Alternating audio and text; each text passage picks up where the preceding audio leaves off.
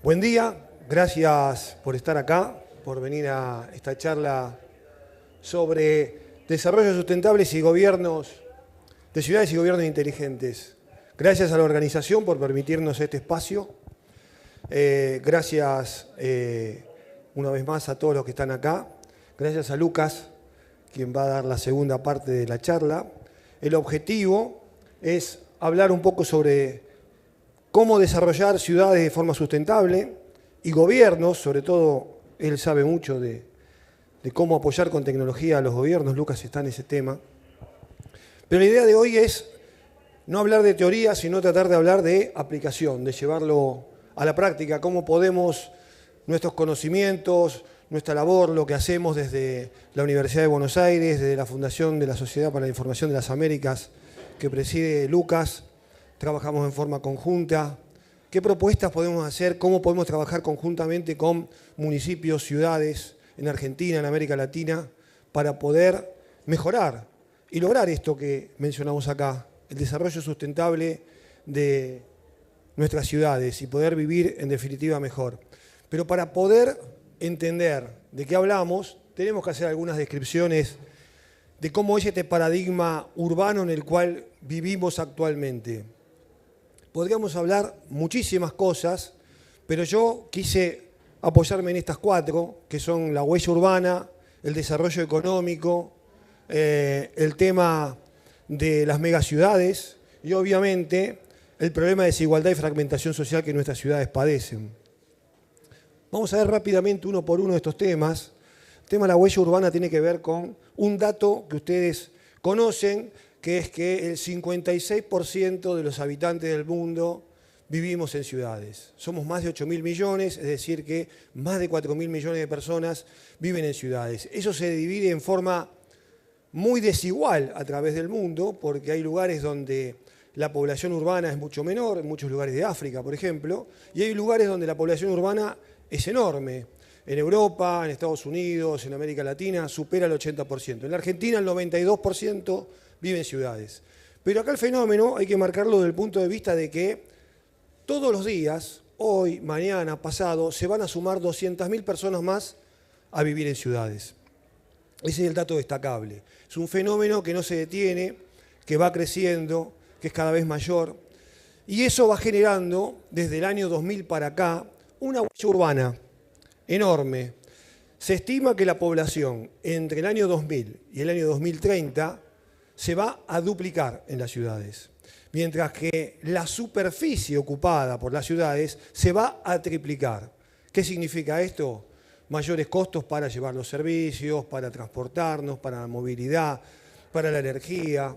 Todo un derroche, ¿por qué? Porque no planificamos. Y ese es el eje de nuestra charla, la importancia de la planificación, estrategia, de tener una estrategia de ciudad para poder tener desarrollo sustentable. Por día se genera en el mundo una mancha urbana similar a la de la isla de Manhattan, no todo Nueva York, la isla de Manhattan. Y se estima que entre el 2000 y el 2030 esa mancha urbana va a tener la superficie de Sudáfrica, que es uno de los países más grandes del planeta, está entre los 10 primeros, 12 primeros. Así que ahí todo un tema para tener en cuenta para lo que vamos a hablar después. En el aspecto de desarrollo económico, las ciudades juegan un papel fundamental. Fíjense este dato, 440 ciudades del mundo que tienen 600 millones de habitantes generan la mitad del Producto Bruto de todo el planeta. Solamente 440 ciudades que agrupan 600 millones de habitantes, un 7% de la población mundial más o menos, generan esa cantidad de riqueza que es el 50%. Estas ciudades que ven ahí, que son Buenos Aires, Moscú, San Pablo y México, cumplen con ese requisito. Buenos Aires tiene más o menos un tercio de la población de la Argentina, quizá un poquitito más. Cuando digo Buenos Aires digo área metropolitana Buenos Aires, ese lugar que siempre mencionamos que tiene los servicios subsidiados, mientras que en el interior no. Bueno, ese lugar tiene algo positivo, genera la mitad del PBI de la Argentina. Se genera en el área metropolitana de Buenos Aires. Obviamente que esto es una deformación que en el futuro de Argentina, para hablar en otra charla, lo tenemos que modificar, tenemos que apuntar a desarrollos distintos, ciudades intermedias. Pero lo cierto es que hoy Buenos Aires, con 1/3 de la población en el área metropolitana, genera la mitad del Producto Bruto argentino. Moscú y San Pablo oscilan siempre en una producción que va del 30 al 50% del Producto Bruto de sus países, de Rusia y de Brasil. México es un poquito más parejo, tiene el 21% de la población del país, pero genera el 27-28% de la riqueza de México. Es decir, son datos que nos muestran algo, que las grandes ciudades, las grandes urbes, generan mucha riqueza, pero a su vez generan otras cosas que son perjudiciales. Generan contaminación, generan problemas de tránsito, generan problemas de energía, generan gases de efecto invernadero y son un factor fundamental para el cambio climático, la crisis climática que vivimos. Y si pasamos a considerar el tema de las megaciudades son ciudades que tienen más de 10 millones de habitantes. Estamos ante una situación en la cual tenemos ciudades que son difíciles de gobernar. ¿Por qué? Porque son no ciudades, son otra cosa, son algo distinto. No son la ciudad tradicional, son un conjunto de ciudades que se unen entre sí y que conforman territorios muy complejos. Cuando hablamos de ciudades de más de 10 millones de habitantes, estamos hablando de lugares muy difíciles de gobernar y que hoy en día no tenemos todas las herramientas para gobernar. Si vuelvo al área metropolitana de Buenos Aires, el área metropolitana de Buenos Aires no tiene en absoluto una autoridad metropolitana. Tiene sí una gestión de residuos, pero que tiene muchos inconvenientes. El ACUMAR, que gestiona el agua de la cuenca de Riachuelo Matanza, pero la gestión metropolitana del área metropolitana de Buenos Aires es bajísima. El transporte es un caos, un montón de cuestiones son un caos. Por lo tanto, cuando hablamos de megaciudades, estamos hablando de ciudades difíciles de gobernar. No es el caso de Londres, que es la primera fotografía, porque Londres tiene una autoridad metropolitana desde la segunda mitad del siglo XIX. Pero Londres y París, ¿por qué están ahí? Porque son el modelo de megaciudad que tenemos en la cabeza. También podríamos poner ahí a Nueva York, a Tokio, que son ciudades que podemos decir casos de éxito, con gran proyección internacional, con muy buena educación, con fuerte capacidad económica, capacidad emprendedora. Son ciudades que son grandes, pero ustedes me podrán decir, son exitosas. Pero no solo las megaciudades son esto. Las megaciudades también son esta imagen. Esta es la ciudad de Lagos. Lagos está en Nigeria. Tiene 20 millones de habitantes. El 10% de la población total de Nigeria. Nigeria es un país petrolero. Lagos tiene el 60% de la industria y el comercio de Nigeria.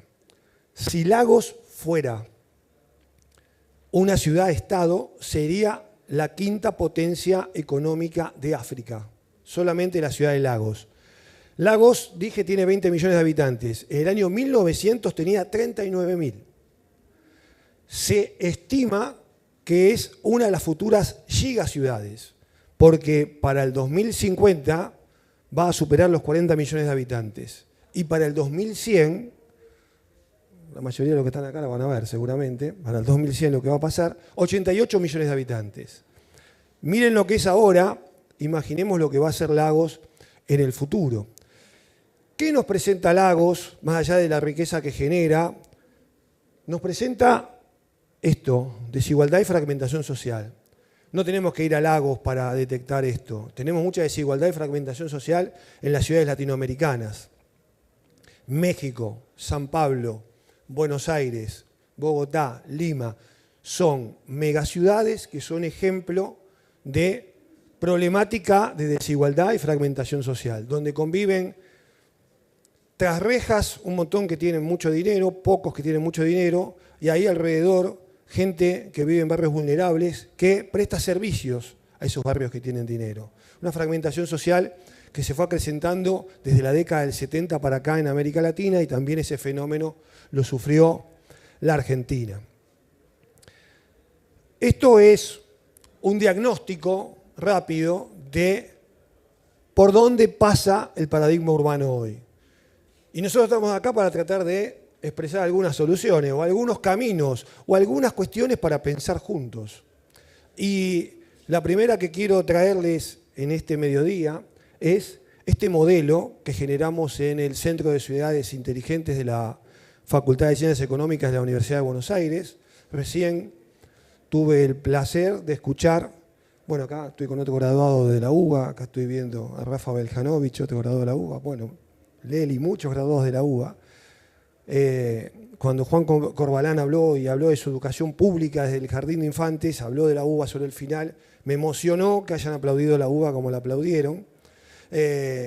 Yo también estudié toda mi vida en la educación pública y con orgullo podemos mostrar este modelo que nos sirve para trabajar en forma conjunta con los municipios, con las ciudades, que tiene que ver con tratar de hacer una evaluación de la ciudad. ¿Cómo hacemos esa evaluación? Es una evaluación que está enfocada en 5 dimensiones. La dimensión de desarrollo económico, la de desarrollo social, la medioambiental, la que tiene que ver con temas políticos institucionales, de gobernanza, y todo lo que tiene que ver con la movilidad, el transporte, la infraestructura y la tecnología, por supuesto. En este modelo, ¿qué es lo que hacemos? Tenemos 5 dimensiones que debajo de esas 5 dimensiones cuelgan 31 variables. De esas 31 variables cuelgan 158 estándares. Si quieren se los digo al revés. 150 estándares que podemos medir. Un conjunto de estándares se puede agrupar en alguna variable y esas variables se agrupan en una dimensión. Es decir, podemos evaluar cuestiones pequeñas como cantidad de accidentes de tránsito que hay en determinado lugar de la ciudad, después llevarlo a una variable que tiene que ver con la seguridad del tránsito en la ciudad en general y después llevarlo a lo que tiene que ver con la dimensión social o la dimensión de transporte. Cuantitativamente, ¿cómo lo medimos? Lo medimos con 0 cuando la ciudad no le presta atención alguna al tema. Lo calificamos con 1 cuando la ciudad sabe que el tema existe, pero hace poco y nada o lo hace mal. Lo calificamos con 2 cuando la ciudad está haciendo algo pero no es lo suficiente. Calificamos con 3 cuando la ciudad lo está haciendo bien. Calificamos con 4 cuando lo está haciendo muy, muy bien.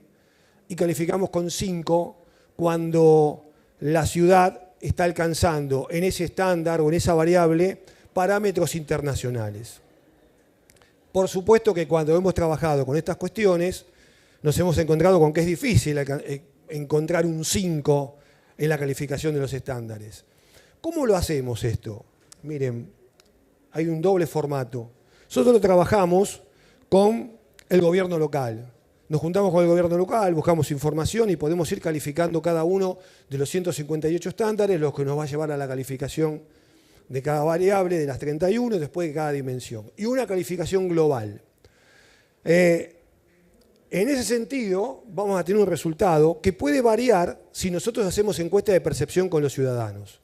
Porque puede ser que el gobierno local esté evaluando, por ejemplo, la recolección de residuos con 4 puntos. ¿Por qué? Porque la hacemos muy bien y te dan los argumentos.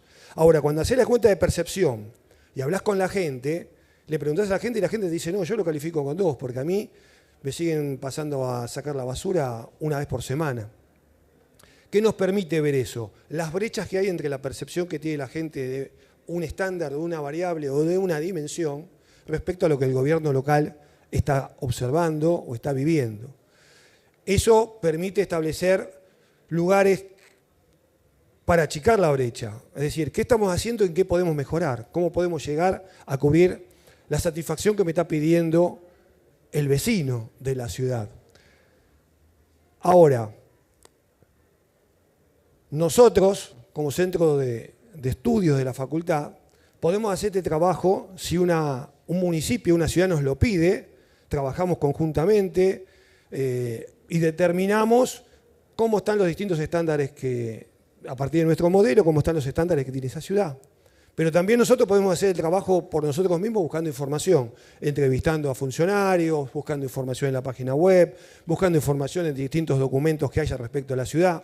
Y en este momento estamos trabajando en la construcción de un ranking desde nuestro observatorio, donde van a aparecer estas 10 ciudades que son los 10 aglomerados urbanos o conglomerados urbanos más grandes de la Argentina. Entonces van a salir calificados en todos los estándares, en las 31 variables y en las 5 dimensiones, y va a haber una tabla de posiciones, y también a nivel global. tengo alguna punta de cómo va a dar ese resultado. Buenos Aires cuenta con ventaja, obviamente, porque hay una cuestión esencial para cualquier cosa que tenemos que hacer en una ciudad: la solvencia económica. Sin dinero, difícilmente podamos llevar a cabo políticas públicas de impacto. Pero también hay un segundo tema. Una vez que tenemos el dinero, tenemos que tener eficiencia en la gestión de ese dinero. Tenemos que saber gestionarlo, y esto es lo que nos permite el análisis que hacemos y que yo mencionaba antes. Porque ustedes me dirán, yo tengo ahí un diagnóstico y acá, por ejemplo, un ranking. ¿Para qué me sirve?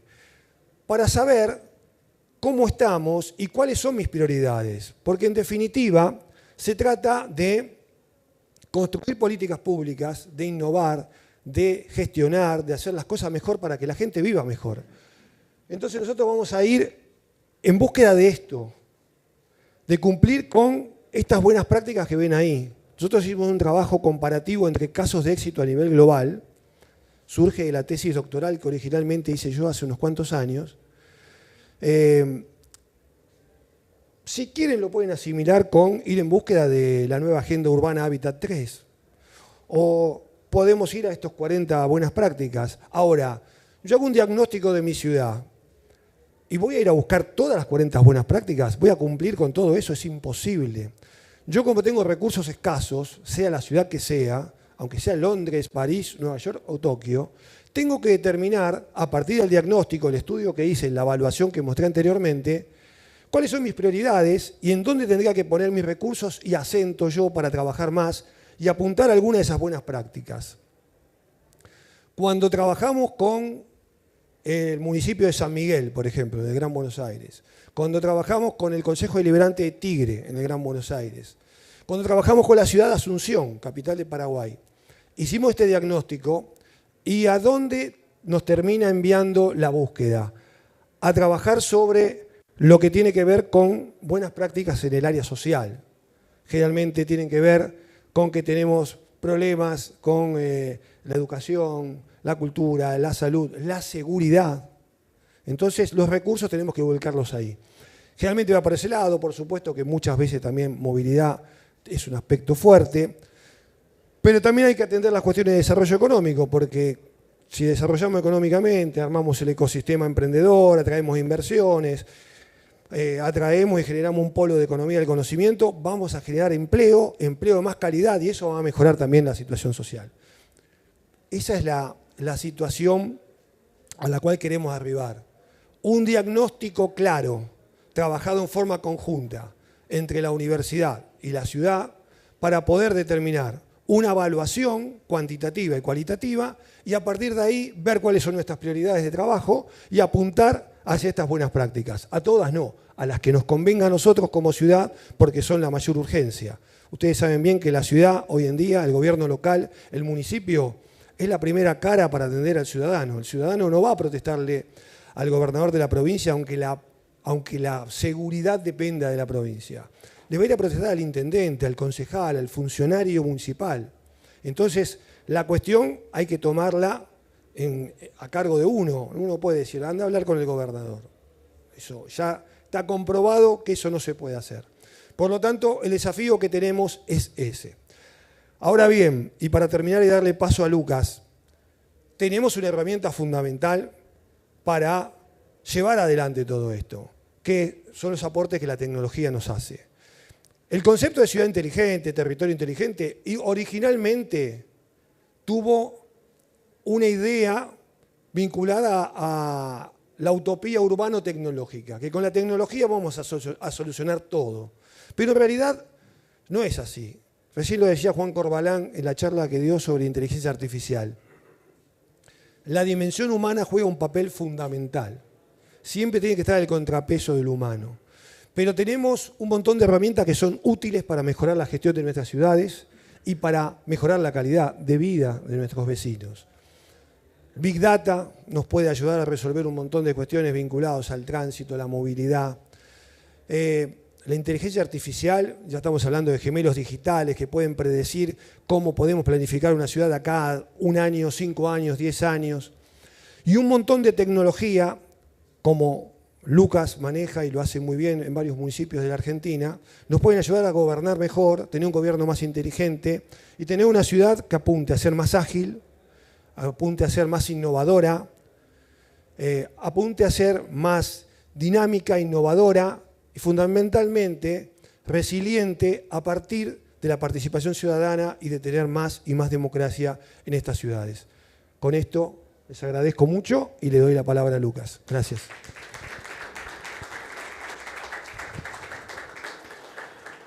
Gracias, Omar. Casi me empezás a spoilear la charla. Bueno, muchas gracias a todos. Gracias, Omar, también por hacerme parte de tu track, de tu parte de la conferencia. Yo soy Lucas Lanza, me presento a nivel general, tengo 25 años más que Mateo Salvato.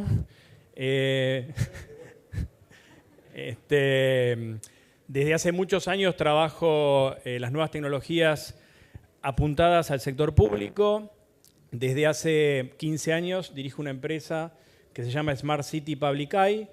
Pueden encontrarla en smartcity.com.ar. Y hace 20 años presido la Fundación Sociedad de la Información para las Américas, eaméricas.org, que se dedica a promover el uso de las nuevas tecnologías en el sector público.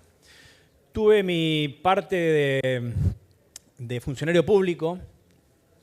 Entre el año 2011 y el año 2014 fui el secretario de Innovación y Tecnología de la Municipalidad de Tigre. En ese momento estaba intendente Sergio Massa.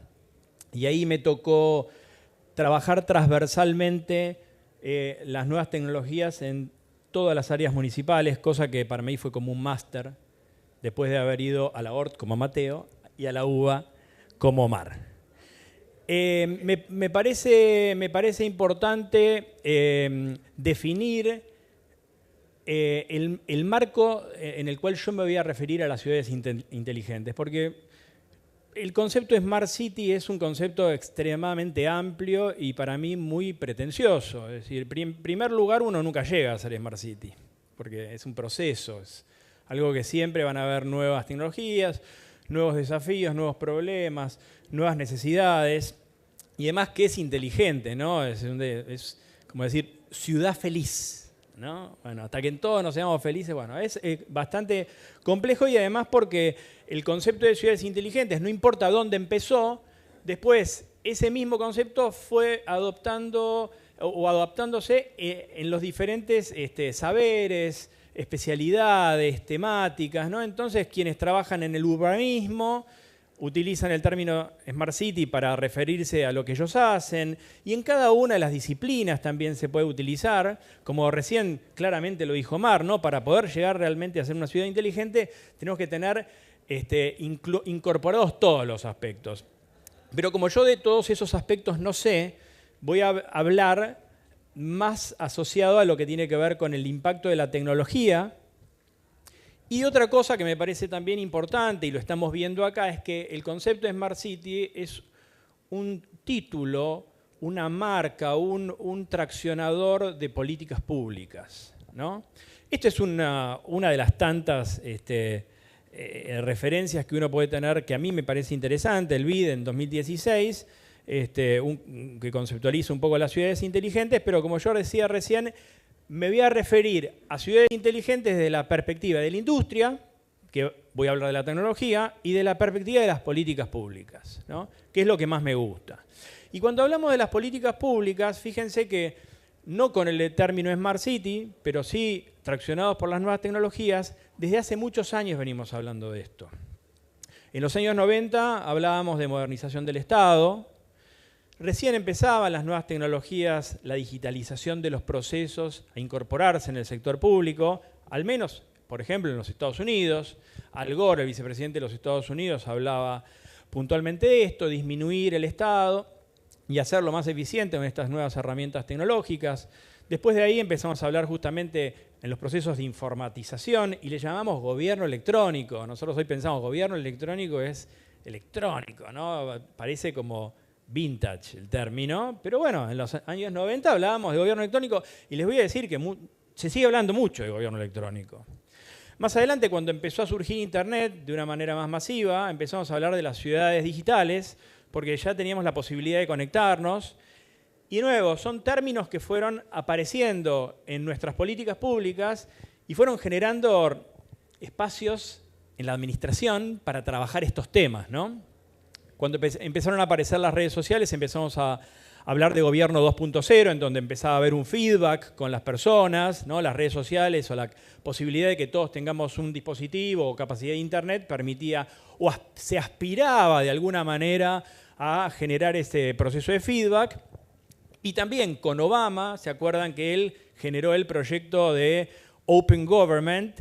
Y en ese contexto estábamos todos muy entusiasmados porque decíamos, bueno, el uso de los datos para tomar decisiones gubernamentales y abrir el gobierno, etcétera. Bueno, de nuevo, fueron títulos hasta llegar hoy en día al concepto de ciudades inteligentes, que está muy familiarizado y que, bueno, este evento que ya desde hace años se viene realizando es uno de los principales promotores de que nosotros, estando en el municipio, en las diferentes provincias, en diferentes lugares de la administración pública, estemos muy interesados en venir y conocer qué se hace con esto, ¿no? Ahora, cuando hablamos de ciudades inteligentes, pasó algo por el cual empezamos a hablar de ciudades inteligentes desde la perspectiva de la tecnología. Como en las anteriores pasó la digitalización, Internet, las redes sociales, etc. Cuando hablamos de inteligente, en nuestra perspectiva, es que ya hay una maduración y una posibilidad de acceso en algunas tecnologías que ya forman parte de nuestra cotidianidad. Todos estamos familiarizados prácticamente de todos estos términos que vemos acá, algunos en mayor medida, otros en menor medida, pero son todas herramientas disponibles en la actualidad que entre sí generan una disrupción, un salto cuantitativo de lo que nosotros podríamos llegar a ser absolutamente exponencial. Lo vamos a escuchar acá durante los próximos días, lo escuchamos recién en algunas charlas, pero la verdad es que todo lo que la tecnología puede hacer es fascinante si la usamos bien. IoT o Internet de las Cosas, la posibilidad de sensorizar todo lo que, hablando en la ciudad propiamente dicho, sensorizar todo lo que pasa en la ciudad y conocer en tiempo real, que eso se transforme en un dato que nos llega a nosotros y nosotros procesarlo. Es decir, los sensores siempre existieron, hace muchos años que existen, no siempre, pero hace muchos años existe, pero hoy, con la conectividad que tenemos y con el costo que tienen, podemos tener una gran cantidad de sensores que conectados entre sí y conectados a la red, permiten darnos información en tiempo real. Si sube el río, si el tacho de basura está lleno, si tenemos más tráfico del que tenemos que tener, si hay una estructura como un puente que está vibrando más que lo que tiene que vibrar, etcétera, etcétera, etcétera. Podemos conocer lo que pasa en la ciudad y, como el término que dijo recién Omar, poder empezar a construir nuestro gemelo digital en donde nosotros podamos hacer pruebas, por ejemplo, bueno, ¿qué pasa si detengo el tránsito acá? ¿Qué pasa con el sistema de tránsito? Y tantas otras cosas que nosotros podemos representar digitalmente, simularlas en este gemelo digital a partir de la data que nosotros fuimos construyendo a lo largo del tiempo. Y otro de los conceptos justamente es esta posibilidad de almacenar y de procesar grandes volúmenes de información, el concepto de Big Data, ¿no? En donde hoy ya también lo tenemos como algo frecuente en nuestras conversaciones, principalmente de tecnología, es otro de los componentes. La inteligencia artificial, por supuesto, la inteligencia artificial más en los últimos meses lo hemos visto explotar porque apareció OpenAI y otras tantas herramientas que hacen que la inteligencia artificial nosotros la podamos ver, tocar, usar en nuestro propio teléfono. Pero la inteligencia artificial u otras herramientas como BI, etcétera, existen hace muchos años también y ayudan a sistematizar procesos, automatizar procesos y conocer de manera preventiva o predictiva qué es lo que puede pasar. La ubicuidad y la hiperconectividad, que es que todos ustedes, todos nosotros tengamos un teléfono que es una computadora extremadamente poderosa en nuestra mano. Eso es algo que al sector público le ayuda un montón, porque distribuye esa posibilidad de que haya una digitalización de trámites, de servicios, etcétera, y esté en la palma del vecino. La posibilidad de que eso exista,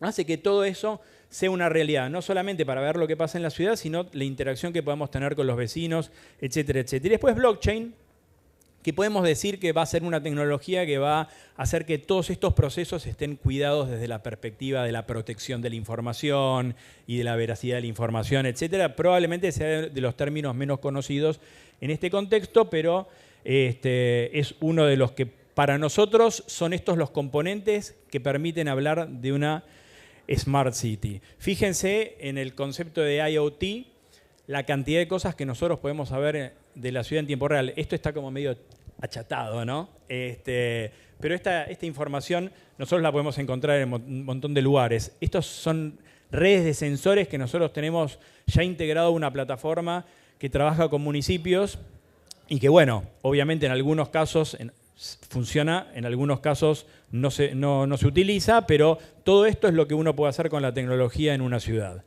Ahora, miren, les voy a leer algo que acaba de publicar la CAF con el trabajo que hizo una ONG local que se llama Asuntos del Sur, cuya directora y equipo están en esta expo, es decir, van a poder, traten de encontrarla a Fiorella o a Anita, que están por acá, y ellos tuvieron financiado un estudio que terminaron hace muy poco, sobre 370 municipios, el 90% de más de 50.000 habitantes de la Argentina. Fíjense esto. Aquí están los años que no tiene Salvato. Solo el 8% de los municipios de la Argentina, de estos 370, que es una muestra bastante importante sobre los 2.171, porque el resto son mucho más pequeños, solo el 8% de los municipios de la Argentina tiene una estrategia de transformación digital. 8% dije. El 100% ya tiene internet. En algunos casos, obviamente que el internet no alcanza para tener las velocidades que uno pretende, pero ya hay el 100% de conectividad a internet en Argentina. No les voy a spoilear todo el informe, pero les voy a dar algún dato más. Solo 2 de cada 10 de esos 370 municipios posee el expediente electrónico en la mayoría de sus trámites. Y el último, que al menos yo les voy a contar, el 70% no posee un equipo de modernización o de transformación digital. Entonces, nosotros podemos pretender que la ciudad sea inteligente, pero si nuestro gobierno todavía no tiene la posibilidad de entender lo que se puede hacer con esa tecnología, no podemos hacer una ciudad inteligente, ¿no? Entonces, a veces, y esto nosotros lo vemos desde hace mucho tiempo, los municipios son los excelentes compradores de tecnología, porque piensan que la tecnología va a hacer una transformación. Y la tecnología, si no está protocolizada, es decir, si no está vinculada a una política pública, a poder mejorar alguna política pública, ser más eficiente en algún proceso de gobierno, la tecnología termina teniendo un retorno de la inversión hasta negativo. El retorno de la inversión, ¿qué significa? Que yo compro algo y el beneficio que yo voy a tener es mayor al que yo pagué. Y uno de los ejemplos típicos que nosotros desde hace muchos años vemos en los municipios son los famosos centros de monitoreo. No es para ponerme en contra de las cámaras ni de los centros de monitoreo, porque nosotros nos dedicamos a hacer esto, que no lo llamamos centro de monitoreo, sino que lo llamamos centro de operaciones, pero esto me sirve para darles un ejemplo de lo que nos referimos a poner tecnología y que no sirva. ¿Qué vemos acá? Y esto lo podemos ver en la mayoría de centros de monitoreo de cualquier municipio del país. Fue una moda desde hace muchos años, más de 15. Los municipios dicen, yo voy a poner un centro de monitoreo. Yo lo entiendo eso, porque el intendente no es el responsable de la seguridad ciudadana, pero los vecinos le tocan la puerta al intendente para esto. Entonces dice, bueno, yo pongo el centro de monitoreo, pongo las cámaras y el vecino estima que yo algo voy a hacer al respecto. Pero vamos a cuestiones técnicas que no son tecnológicas propiamente dichas, pero que enseguida se van a dar cuenta de lo que les estoy hablando. Si ustedes ven estos centros de monitoreo, algunos más chicos, algunos más grandes, van a ver que, algunos más grandes, por ejemplo van a ver, ¿qué van a ver? Se los voy a explicar por las dudas, pero son un montón de computadoras con un montón de personas viendo un montón de cámaras. ¿Estamos? Y si vamos bien cerca de las cámaras, vamos a ver que cada operador en cada monitor tiene, por ejemplo, 9, 18 cámaras en cada monitor. Bueno, les voy a contar algo que dicen los estudios sobre estos temas, que dicen que como máximo tenemos el 5% de probabilidad de descubrir algo en tiempo real a través de una cámara. ¿Qué significa esto? Tenemos un 95% en donde todo lo que estamos viendo probablemente no esté pasando nada, y solamente el 5% de probabilidad de descubrir algo en tiempo real. En tanto y en cuanto yo esté capacitado, en tanto y en cuanto yo esté descansado, y en tanto y en cuanto yo no vea más de 4 cámaras fijas en un solo monitor. Por algo muy básico. Si yo tengo 4 cámaras fijas en un monitor, mi capacidad de visión periférica permite identificar una anomalía en cualquiera de ellas. Algo que pasó a mayor velocidad, una aglomeración de gente, etcétera, etcétera. Si yo tengo 9 en un monitor, mi visión va a tener que estar circulando por las cámaras, viendo algo chiquitito y tratando de descubrirlo. Por lo tanto, las posibilidades de descubrir algo en tiempo real van a 0. ¿Qué significa esto? Entonces, que un centro de monitoreo que yo puse para la prevención ciudadana, en donde estoy poniendo metro cuadrado, tecnología, fibra óptica, electricidad, aire acondicionado, recursos humanos, no está sirviendo para lo que yo quiero. Entonces nosotros empezamos a trabajar un concepto que no lo descubrimos nosotros, lo fuimos a ver. Yo tuve la oportunidad de visitar muchos centros de operaciones en diferentes partes del mundo, y en el año 2011 visité este, que es el del Centro de Operaciones de Río de Janeiro.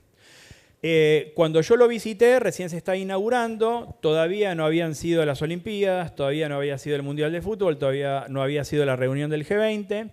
Entonces el alcalde estaba muy entusiasmado, pero bastante preocupado por esto que se le venía, ¿no? Que era todo el mundo viendo Río de Janeiro. Y nos contó una anécdota que era la siguiente. Me dice, Lucas, el prefecto, ¿no? Nos dice, un día se desmoronó un morro en las favelas de Río de Janeiro. Nosotros sabíamos que ese morro se podía desmoronar porque teníamos informes de urbanismo que nos decía, bueno, las construcciones muy precarias, etc. También sabíamos que iba a haber un evento climatológico fuera de lo común, teníamos los informes de meteorología.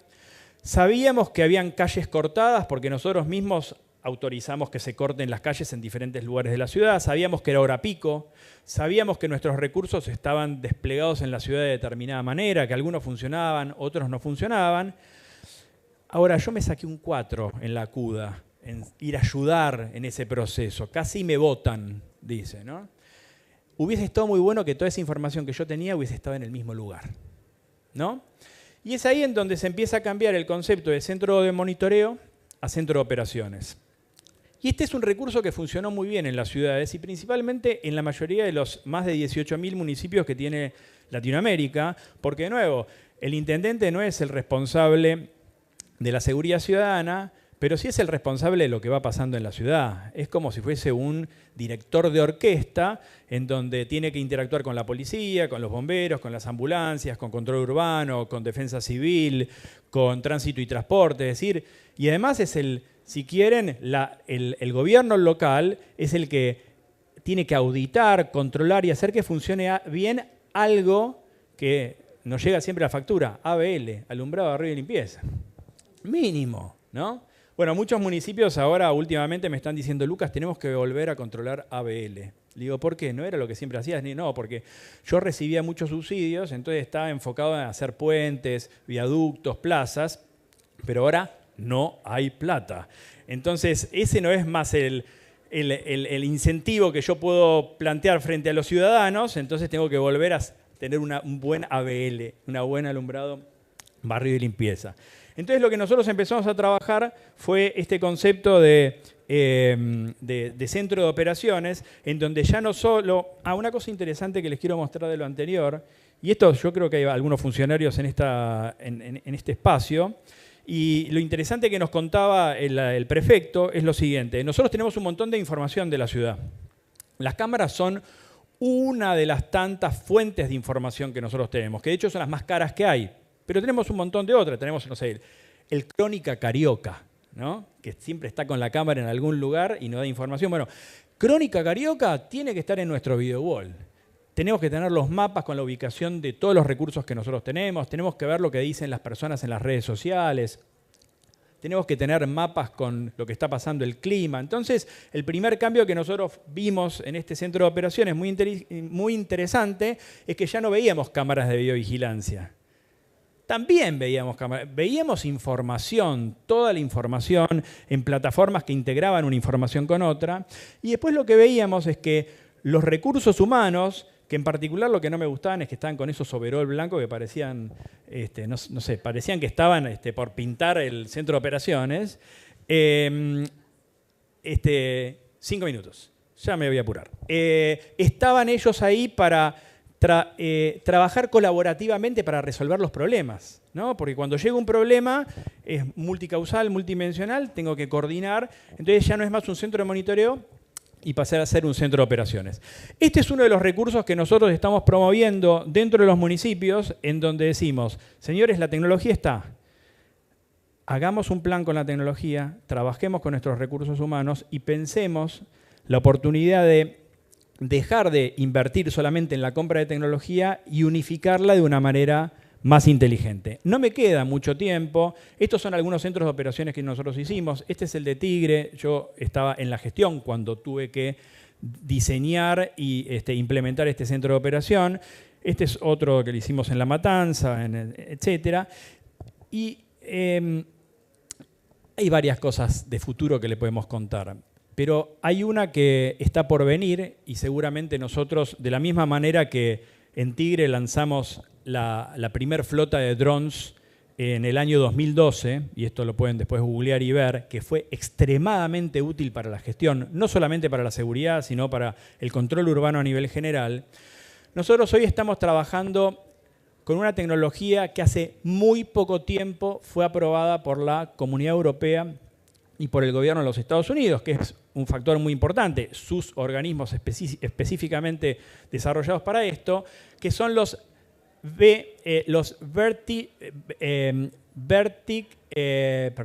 Vertical Take-Off and Landing, que son como drones grandes que permiten que vayan personas y que transporten mercancía durante 30 minutos en una ciudad. Estas herramientas, que parecen de futuristas, nosotros vamos a hacer el primer vuelo de uno de estos este año o a principios del año que viene acá en la Argentina. Esta ya está aprobada, que es una tecnología, china, y esto de alguna manera se va a trasladar a un nuevo concepto de centro de operaciones dentro de las ciudades, ¿no? Me apuran con el tiempo. Hubiese querido hablar un poco más de este tema, pero hacia ahí vamos. Se dice que dentro de los próximos 15 años esto va a ser una realidad, como ya lo son los autos autónomos en diferentes partes del mundo, ¿no? Me la pasé y me fui directamente a los vertiports. Nada, voy al final de todo. Muchas gracias. No sé si lo van a poder escanear bien, pero si lo escanean, ahí está la presentación, y el resto de la información. No sé si queda tiempo para alguna pregunta.